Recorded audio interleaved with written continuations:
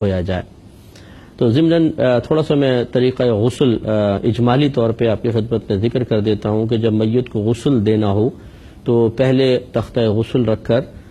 کوشش کریں کہ اس کو دھونی دے دی جائے، یعنی اگربتی سلگا لیں اور کوئی ایک شخص اس کے چاروں طرف 3 بار 5 بار یا 7 بار اس طرح خوشبو دھونی دے دے تو یہ باعث برکت ہوتا ہے، مستحب عمل ہے، اور پھر وہ اگربتی وہیں لگا دیں تاکہ ماحول خوشبودار ہو جائے۔ اس کے بعد مردے کو لٹائیں، اور یہ اصول یاد رکھیں کہ جس طرح زندہ آدمی کا ستر دیکھنا حرام ہوتا ہے، ایسے ہی مردہ کا ستر دیکھنا بھی حرام ہے، لہذا اس کا بدن کھولنے سے پہلے ہی اس کے پورے بدن کے اوپر، یعنی ناف کے اوپر سے لے کے گھٹنے کے نیچے تک یہ حصہ بدن جو ہے مرد کا نہیں دیکھ سکتا اور عورت کا نہیں دیکھ سکتی ہے، اس پر ایک موٹی چادر ڈال دی جائے، اور پھر اس کے کپڑے اس طرح اتارے جائیں کہ قمیص تو اتار دی، اس کے بعد جو شلوار ہے اس پہ ستر پہ بالکل نظر نہ پڑے اور اس کو اتار دیا جائے۔ اس کے بعد غسل دینے والوں کی کوئی تعداد مقرر نہیں ہے، 3 یا 4 آدمی کافی ہوتے ہیں، ضرورت سے زیادہ بھی اطراف میں نہ کھڑے ہوں، یہ کوئی تماشا نہیں ہے،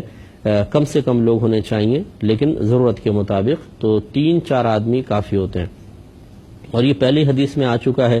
کہ بیری کے پتوں کو پانی میں جوش دے کر اس پانی سے غسل دیا جائے،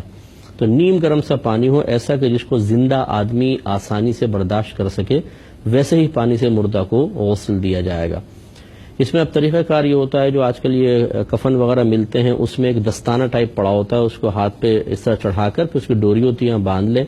اور پھر مٹی کے ڈھیلے بھی ہوتے ہیں اور روئی رکھی ہوتی ہے، اس سے مردے کو استنجا کروایا جائے گا،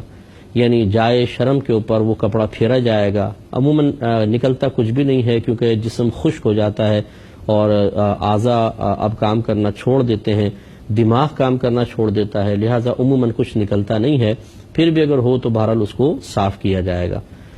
اور اس میں دیکھنا نہیں ہوگا، بس ویسی چادر کے نیچے سے استنجا وغیرہ کروا دیا جائے گا۔ اس کے بعد پھر سب سے پہلے میت کو وضو کروایا جائے گا۔ یقینی سی بات ہے کلی اور ناک میں پانی چڑھانا تو ہو نہیں سکتا، تو چہرے دھونے سے ابتدا کی جائے گی، پہلے چہرہ دھویا جائے گا، پھر سیدھا ہاتھ کوہنیوں تک، پھر الٹا ہاتھ کوہنیوں تک، اس کے بعد دونوں پیر دھوئے جائیں گے، اور اگر چاہیں تو کوئی روئی گیلی کر کے اس کے دانتوں پر اور اس طرح تھوڑی روئی گیلی کر کے ناک کے نتھنوں کے اندر بھی ڈال دیں تو یہ کلی اور ناک میں پانی چڑھانے کے قائم مقام ہو جائیں گے۔ یہ کمپلیٹ کرنے کے بعد اب میت کو الٹی کروٹ لٹائیں۔ جب الٹی کروٹ لٹائیں گے تو سیدھی جانب اوپر آ جائے گی، کیونکہ سیدھی جانب سے ابتدا کرنے کا جیسے حدیث میں کہا گیا ہے حکم موجود ہے، تو اس کو سیدھی جانب لٹائیں، اور اس میں پہلے خیال کر لیں کہ چادر کو تھوڑا سا پیچھے کھینچ لیا جائے تاکہ جب وہ میت ٹیڑھی ہو تو ایسا نہ ہو کہ اس کی مطلب اس کے بیک سائڈ یا کوئی بھی چیز ظاہر ہو، ستر بالکل ظاہر نہیں ہونا چاہیے، اور سیدھی جانب کر کے پھر پانی سر سے لے کر پیر تک پورے پانی کو، پورے ٹخنوں تک پانی کو بہائیں، بلکہ پاؤں کے ناخن تک بہائیں، اور اس کے بعد پھر الٹی جانب کو اس طرح سر سے لے کر پاؤں تک بہائیں۔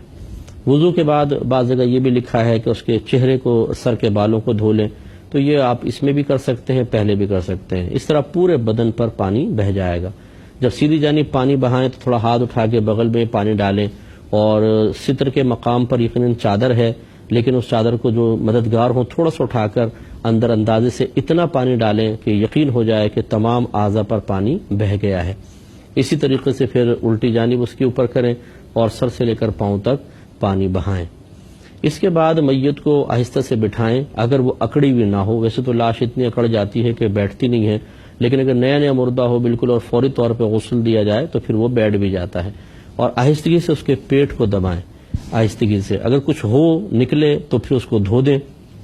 پورے غسل کا اعادہ، پورے غسل کو دوبارہ لوٹانا کوئی لازم نہیں ہے، اور عموماً نکلتا کچھ نہیں ہے تو سنت پوری کرنے کے لیے اس طرح کر لیں۔ اور اب ایک بار پورے بدن پر، سر کے بالوں سے لے کر پاؤں کے ناخن تک ایک بار کافور ملا پانی ڈالنا سنت کریمہ ہے، جیسے کہ حدیث میں بھی تھا اور آگے بھی آئے گا۔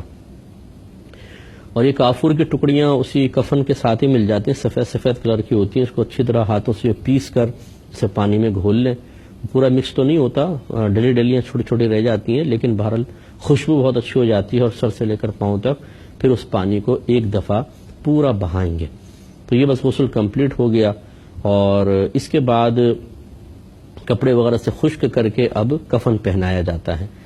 مرد کے لیے 3 کپڑوں کا کفن ہوتا ہے اور عورت کے لیے 5 کپڑوں کا. یہ سنت ہے، مرد کے لیے 3 کپڑے، عورت کے لیے 5 کپڑے. لیکن اگر مرد کے کپڑے کم ہیں تو 2 کپڑے بھی کافی ہیں، اور 2 بھی نہ ہوں تو پھر 1 کافی ہے، ایک بڑی چادر میں اس کو لپیٹ دیا جائے. اور عورت کے لیے 5 کپڑے ہوتے ہیں کفن کے، اور ان کو پھر پہنایا جاتا ہے. تو یہی بس تمام تھوڑی سی چیزیں ہیں، اور باقی پوری تفصیل تو اب یہاں پر چونکہ میں حدیث سے ذکر کر رہا ہوں، یہ فقہی جو پروگرام ہے اس میں آپ ملاحظہ کرتے رہیں تو انشاءاللہ آپ کو اور مزید تفصیل بھی حاصل ہو جائے گی.